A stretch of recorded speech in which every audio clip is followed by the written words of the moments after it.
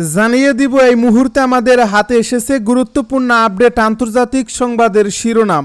শুরুতেই থাকছে জাতিসংঘের সঙ্গে সহযোগিতা আর প্রাসঙ্গিক নয় বলছে ইরান। এবারে জানিয়ে দিব শক্তিশালী ক্ষেপণাস্ত্র হামলায় বন্ধ ইসরায়েলি বিমানবন্দর। আরও জানাবো নেতানিয়াহুকে নিয়ে তুরস্কের সতর্কবার্তা। এবারে থাকছে দোহায় ইসরায়েলি হামলা নিয়ে যা বললেন হামাস নেতা। সব শেষে জানিয়ে দিব পাকিস্তান প্রতিরক্ষা মন্ত্রীর হুমকি, ভারতকে যুদ্ধ বিমানের ধ্বংসস্তূপের নিচেই কবর দেওয়া হবে। এতক্ষণ শুনছিলেন হাতে থাকা আপডেট সংবাদের শিরোনাম, এবারে বিস্তারিত। তবে তার আগে অনুরোধ রইল ভিডিওটিতে একটি লাইক এবং কমেন্ট করে জানিয়ে দিন ভিডিও সম্পর্কে আপনার মূল্যবান মতামত। আরও জানিয়ে দিন ভিডিওটি কোথা থেকে দেখছেন বা কোন জেলা থেকে দেখছেন। জাতিসংঘের সঙ্গে সহযোগিতা আর প্রাসঙ্গিক নয় বলছে ইরান। আন্তর্জাতিক নিষেধাজ্ঞা পুনর্বহালের পর জাতিসংঘের পারমাণবিক সংস্থা IAEA-এর সঙ্গে সহযোগিতা এখন আর প্রাসঙ্গিক নয় বলে ঘোষণা দিয়েছে ইরান।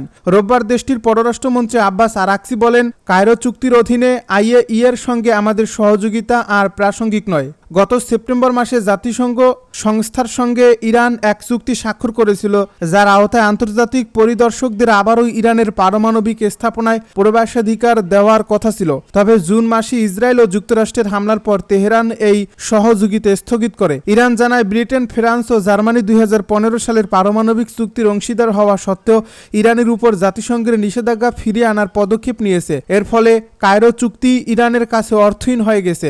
আরাকচি বলেন, তিনি ইউরোপীয় দেশ মনে করছিলেন নিষেধাজ্ঞা হুমকি দিয়ে তারা আমাদের উপর চাপ সৃষ্টি করতে পারবে, কিন্তু তারা এখন নিজেরাই দেখছে এতে তারা তাদের কূটনৈতিক প্রভাব হারিয়েছে।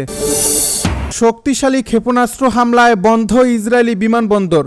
ইয়েমেন থেকে দখলকৃত ফিলিস্তিনি ভূখণ্ডের দিকে একটি ক্ষেপণাস্ত্র নিক্ষেপ করা হয়েছে, যার ফলে তেল আবিবে ইসরায়েলের বেন গুরিয়ন বিমানবন্দরের কার্যক্রম সাময়িকভাবে বন্ধ হয়ে যায়।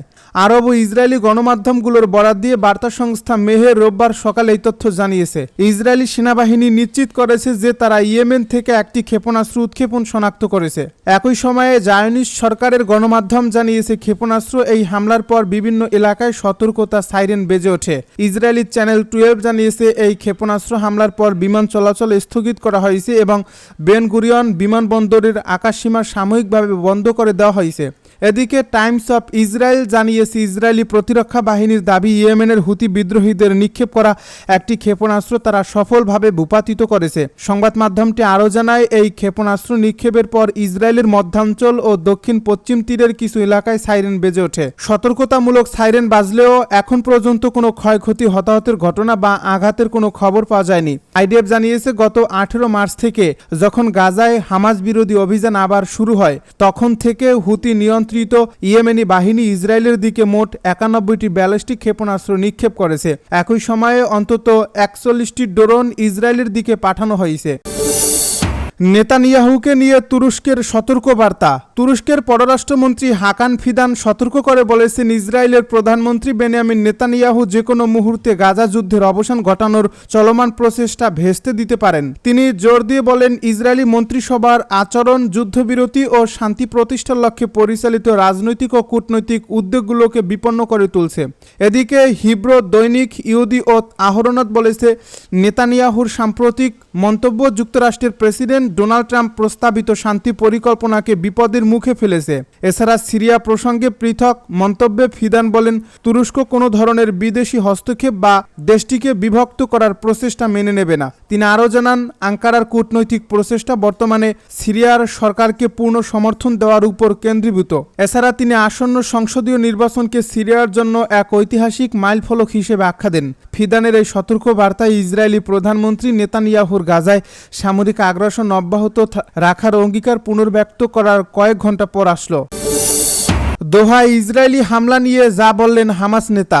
কাতারের দোহায় ইসরায়েলি হামলার পর এবার প্রথমবারের মতো গণমাধ্যমের সঙ্গে কথা বলেছেন ফিলিস্তিনি প্রতিরোধ আন্দোলন হামাসের জ্যেষ্ঠ নেতা খালিল আল হাইয়া। কাতার ও মিশরের মধ্যস্থতা চলমান যুদ্ধবিরতি আলোচনায় হামাসের প্রতিনিধি দলের প্রধান আল হাইয়া আল আরাবি টেলিভিশনে প্রচারিত এক রেকর্ডকৃত বার্তায় এ বক্তব্য দেন। গত 9 সেপ্টেম্বর দোহায় ইসরায়েলি হামলার পর এই প্রথম তিনি প্রকাশ্যে বার্তা দিলেন। এ সময় দোহায় ইসরায়েলি হামলায় নিহত তার ছেলে ও সহকর্মীদের জন্য শোক প্রকাশের পাশাপাশি তিনি জোর দিয়ে বলেন, ব্যক্তিগত বেদনা ফিলিস্তিনি জাতির সম্মিলিত ত্যাগ থেকে আলাদা নয়। আল হাইয়া বলেন, আজ আমরা যন্ত্রণা ও গৌরব দুইয়ের ছায়াতে বাস করছি। তিনি জানান, তিনি নিজের পরিবারের সদস্যদের মৃত্যু আর গাজায় নিহত হাজারো ফিলিস্তিনের মৃত্যুর মধ্যে কোনো পার্থক্য করেন না। তিনি জোর দিয়ে বলেন, আমি আমার সন্তান ও গাজায় দখলদার বাহিনীর হাতে নিহত কোনো ফিলিস্তিনি শিশুর মধ্যে কোনো পার্থক্য করি না। আল হাইয়া উল্লেখ করেন, এসব ক্ষয়ক্ষতির পেছনে একটি মূল কারণ দখলদার ইসরায়েলের অব্যাহত অপরাধ। তিনি তার ছেলেসহ নিহতদের শহীদ আখ্যা দিয়ে বলেন, তাদের রক্তই মুক্তির পথ প্রশস্ত করছে। পাকিস্তান প্রতিরক্ষা মন্ত্রীর হুমকি, ভারতকে যুদ্ধবিমানের ধ্বংসস্তূপের নিচেই কবর দেওয়া হবে। পাকিস্তানের প্রতিরক্ষা মন্ত্রী খাজা আসিফ হুমকি দিয়ে বলেছেন, এবার ইনশাল্লাহ ভারত তাদের যুদ্ধবিমানের ধ্বংসাবশেষের নিচেই কবর দেওয়া হবে। ভারতের সামরিক ও রাজনৈতিক নেতাদের সাম্প্রতিক মন্তব্যের জবাবে তিনি এই মন্তব্য করলেন। আসিফ বলেন, 6-0 ব্যবধানে এমন পরাজয়ের পর যদি তারা আবার চেষ্টা করে তাহলে এবার স্কোর আরও ভালো হবে। তিনি যোগ করেন, ভারতের জনগণের মধ্যে শাসক দলের বিরুদ্ধে অসন্তোষ বাড়ছে, যা নেতাদের কথাবার্তা স্পষ্ট। পাক প্রতিরক্ষা মন্ত্রী আরও বলেন, পাকিস্তান আল্লাহর নামে নির্মিত রাষ্ট্র, আমাদের রক্ষাকর্তারা আল্লাহর সৈনিক। এইবার ভারত ইনশাল্লাহ তাদের বিমানগুলোর ধ্বংসাবশেষের নিচে চাপা পড়বে। আল্লাহ আকবার। এইবার ভারত ইনশাল্লাহ তাদের বিমানগুলোর ধ্বংসাবশেষের নিচেই চাপা পড়বে। এদিকে ভারতের যুদ্ধ ঘোষণার মতো উস্কানিমূলক মন্তব্যের প্রতিক্রিয়ায় পাকিস্তানের সামরিক বাহিনী সতর্ক করে বলেছে, উস্কানিমূলক বক্তব্য আগ্রাসনের অজুহাতে তৈরি করতে পারে এবং এর পরিণতি বিপর্যয়কর ধ্বংসযজ্ঞ ডেকে আনতে পারে। পাকিস্তানের আন্তঃবাহিনী জনসংযোগ পরিদপ্তর জানায়, ভারতের শীর্ষ নিরাপত্তা কর্মকর্তাদের সম্প্রতির এই মন্তব্য দক্ষিণ এশিয়ায় শান্তি ও স্থিতিশীলতার জন্য গুরুতর হুমকি এবং এগুলো আগ্রাসনের নতুন অজুহাত তৈরি করার ইঙ্গিত বহন করছে।